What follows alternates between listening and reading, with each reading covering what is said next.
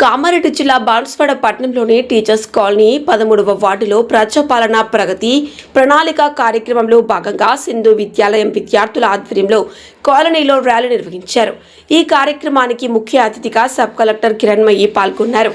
తెలంగాణ రాష్ట్ర ప్రభుత్వం ప్రతిష్టాత్మకంగా తలపెట్టిన 99 రోజుల కార్యక్రమంలో భాగంగా రెండవ రోజు మున్సిపాలిటీ పరిధిలోని 13వ వార్డులో పరిశుభ్రతపై విషయంపై ర్యాలీ నిర్వహించినట్లు పరిసరాల పరిశుభ్రత ర్యాలీలో ప్రజల విద్యార్థులు పాల్గొనడం హర్షించదగ్గ విషయమన్నారు.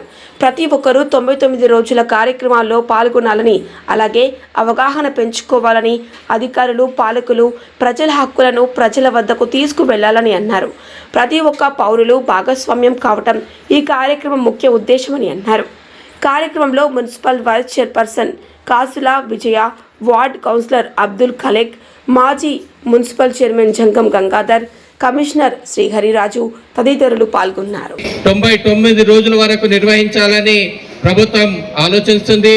దానికి మా పురపాలక సంఘ కౌన్సిలర్ అందరూ కూడా నిన్న మేడం గారి అధ్యక్షతన ప్రమాణ స్వీకారం కూడా చేసినాము.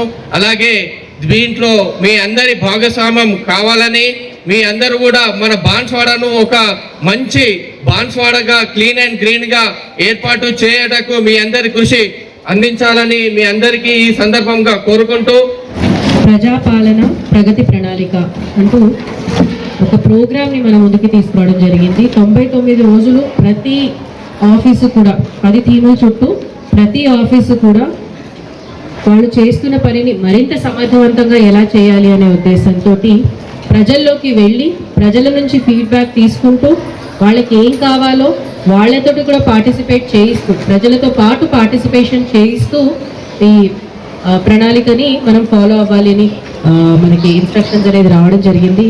ఆ ఇన్స్ట్రక్షన్స్లో భాగంగానే ఫస్ట్ 6th మార్చ్ నుంచి 15th మార్చ్ వరకు మున్సిపాలిటీస్ ఆర్ హైయెస్ట్ ప్రయారిటీ.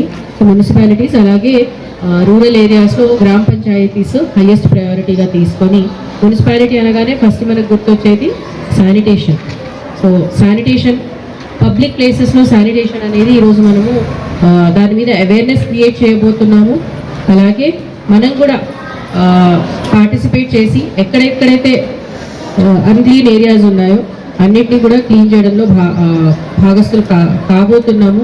ప్రతి ఒక్కరూ కూడా ఎందుకు పెట్టారు ఈ 99 రోజుల ప్రణాళిక అంటే, ఈ రెగ్యులర్గా చేస్తాం మనం పనులు, బట్ నేను నిన్న ఒక ఎగ్జాంపుల్ చెప్పాను. పిల్లలకి సంవత్సరం పొడుగునా ఎంత చదివినా ఎగ్జామ్ ముందు చదివే 1 month 10 days చాలా ఎక్కువ ఇంపార్టెన్స్ ఉంటుంది. ఎందుకు అంటే అది ఒక మొమెంటంలో, ఒక ఎనర్జీతో, ఒక జోష్తో చదువుతారు. ఆ టైంలో చదివింది బాగా గుర్తుంటుంది, ఎగ్జామ్లో బాగా రాయగలుగుతారు కూడా.